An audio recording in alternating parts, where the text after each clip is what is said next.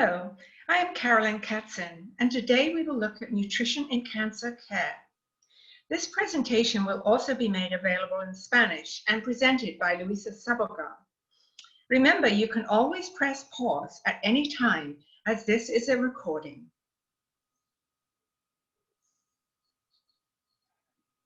What is cancer? Cancer is a term used to describe a condition where cells behave in an abnormal manner. It is as though these cells have lost both their map and their clock.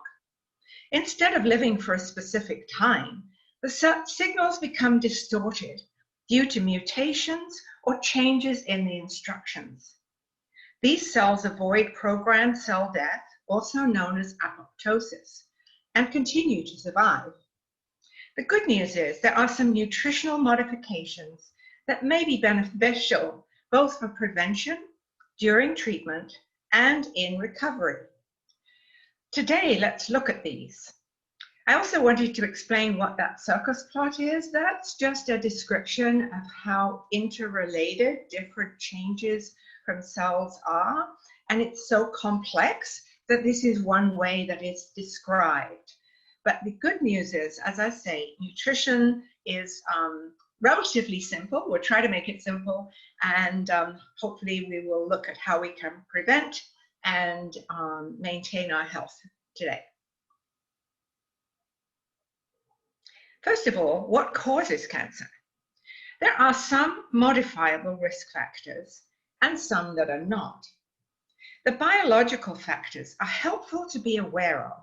However, they are not modifiable in the same way that environmental and lifestyle factors are. Tobacco use, obesity, and sedentary lifestyles are thought to be associated with at least half of all cancers. And of course, these are things that we can modify.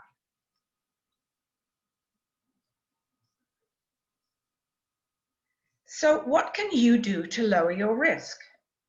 First of all, avoid tobacco. That means all kinds, as well as e-cigarettes. Being physically active and maintaining a healthy weight makes sense, but it isn't always easy to attain. Today, we will identify some small, simple changes that may help you lower your risk. When you step on a scale, you are assessing a combination of both fat and fat-free weight. Fat is a storage form of energy and is also a way we protect certain organs such as the kidneys. The type of fat that is laid down in the center of the body is also called visceral adipose tissue, or more simply, belly fat. It is this kind of fat that is associated with metabolic changes such as loss of insulin sensitivity, and that is measured by hemoglobin A1C in the body. This color MRI shows how this fat builds up in the center of the body and interferes with lung expansion and other organ functions. A BMI of 30 or higher indicates obesity and is usually associated with this type of belly fat.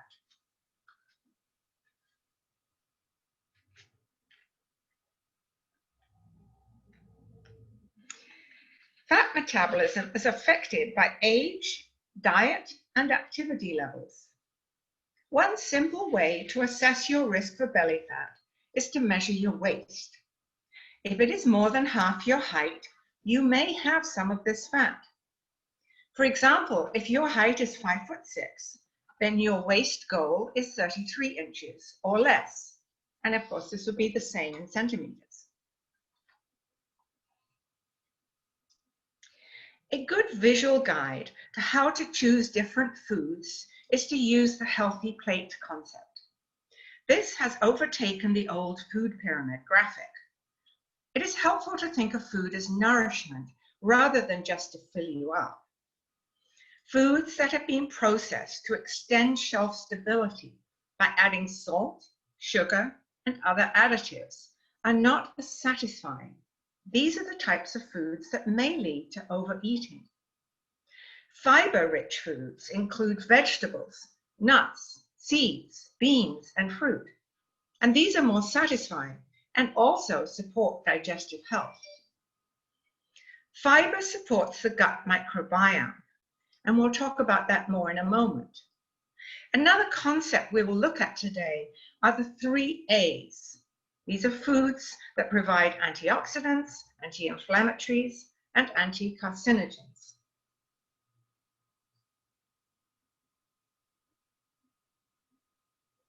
Here is a healthy eating plate, where you see that 3/4 of the plate is comprised of plant-based foods.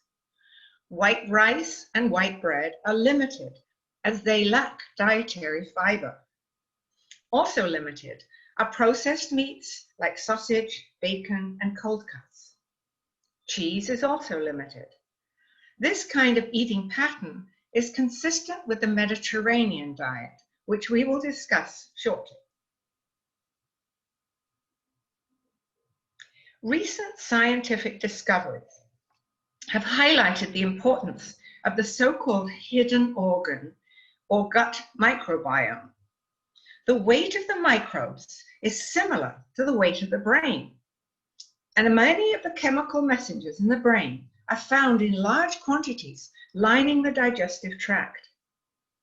Immunity, as well as overall health, is dependent on a healthy gut ecosystem. Each of us has a unique and distinctive pattern, thought to be programmed at birth and soon thereafter. Lifestyle factors that provide healthy gut diversity include quality sleep, exercise, as well as a diet with a wide variety of different plant species. Dietary fiber comprises the component of our food that is not directly digested by us, but provides nutrients to support the gut microbiome. Another benefit of fiber is to flatten the glucose absorption curve so that simple carbohydrates are more slowly taken up into the blood. This is called glycemic load, from gly for sugar and emic for blood. It is a good idea to make sure that every meal and snack contains some fiber. Most Americans consume only about 12 to 15 grams of fiber a day. A good goal would be to gradually increase more whole grains, beans, nuts, seeds, and berries, and vegetables to attain the goal of 28 grams for women and 38 for men. The 3 A's of DNA integrity is a way of thinking about nutrition to support healthy cells, to reduce your risk of cancer, and to support overall well-being. Let's look at each of these A's separately. Antioxidants prevent free radical formation, which, if unchecked, causes damage to DNA. Anti-inflammatories prevent elevated rates of cell division that may increase mistakes in DNA. And anti-carcinogens prevent persistent and deleterious damage or mutations to DNA that may lead to cancer. As plants can't move away from danger, they have developed many different compounds that protect them and allow for growth and reproduction. Most of these bioactive phyto from plant chemicals or phytochemicals are colorful. There are over 4,000 phenolic compounds that show such benefit. Examples include flavonols in the garlic and cabbage families, anthocyanins in red cabbage and berries, tannins and phenolic acids. Culinary herbs like rosemary, oregano, marjoram, basil, and thyme are examples of such antioxidant-rich plants that have been recognized for centuries as having benefit.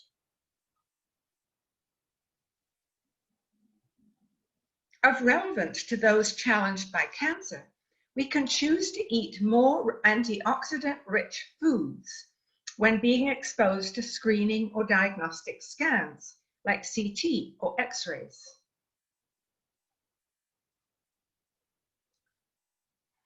Balance is a key concept, however, and taking dietary supplements of large amounts, more than twice the RDA, of single antioxidants, such as beta-carotene, vitamin C, or vitamin E, shifts the balance to one which may prevent apoptosis and other natural processes to protect from persistent cell mistakes.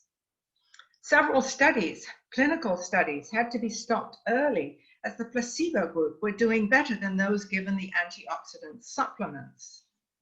So it's supplements, not the foods. The foods are of benefit. As mentioned earlier, chronic inflammation is associated with a number of chronic conditions and increases the risk for many types of cancer.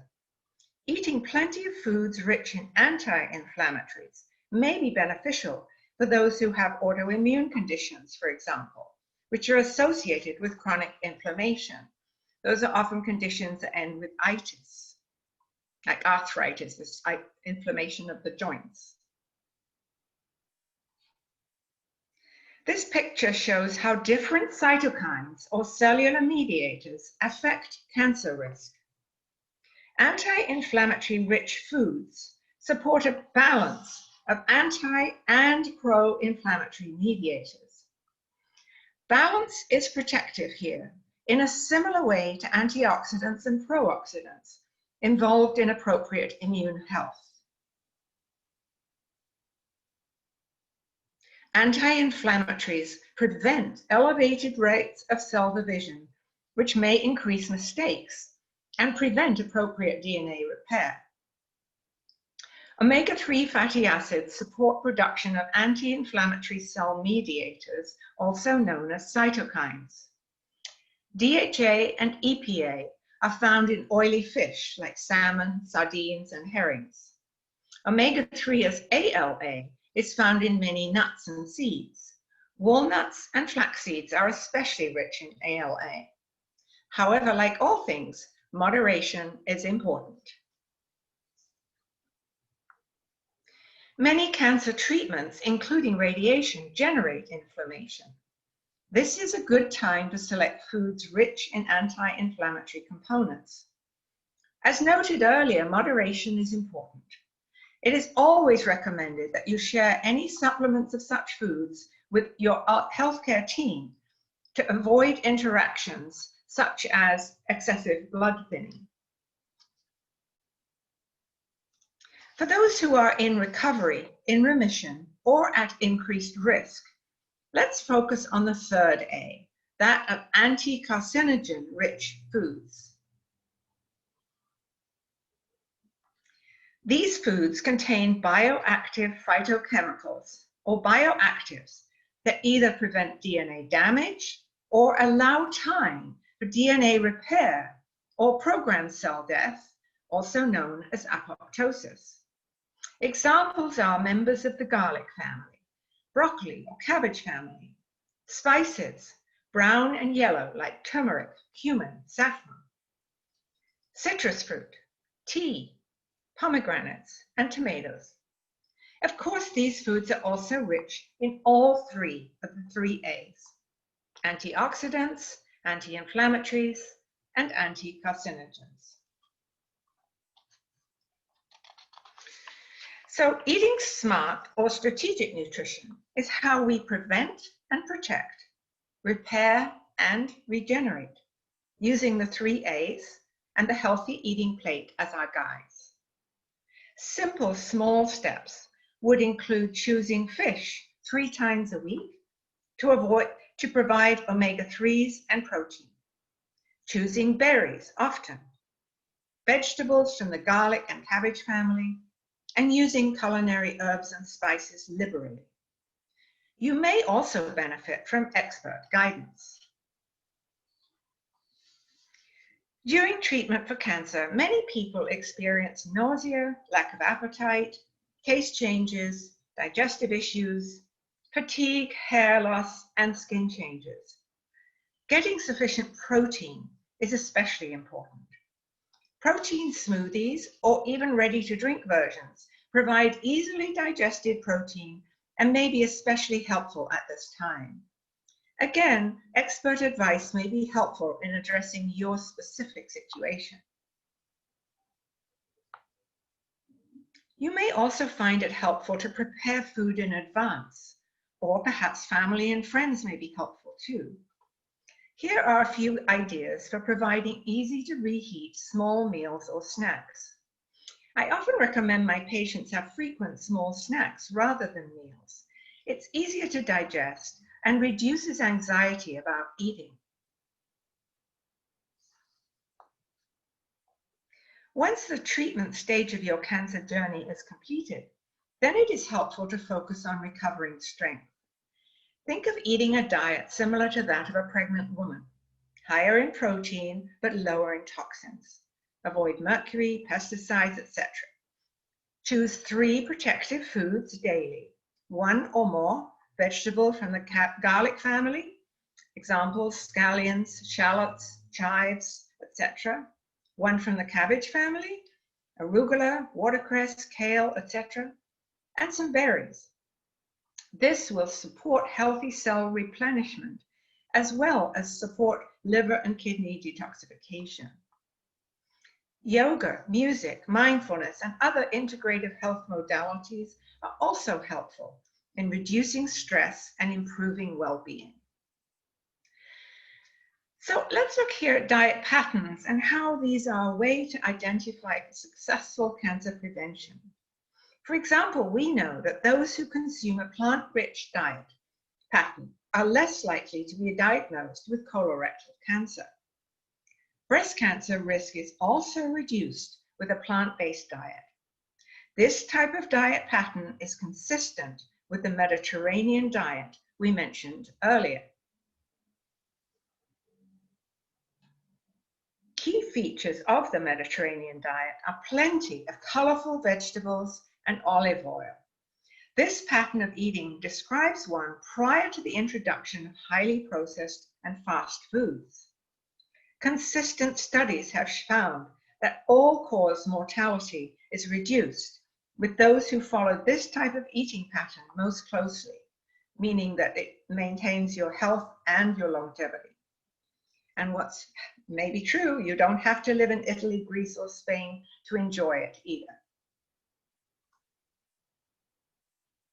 The types of oils associated with health and reduced rates of breast cancer include olive, pecan, cashew, macadamia, almond, and avocado oils. So it's not a low-fat diet, it's relatively high in oils. Here are a few resources for further investigation into dietary supplements, GRAS, which is generally recognized as safe food components, and other food-related issues that we covered today. So putting this all together in an integrative manner, we learn about balance, the 3 A's to help balance and support cellular health. We also recognize the value of stress management to help support the gut microbiome and choosing healthy foods as a way to empower your well-being and health. Thank you for your attention.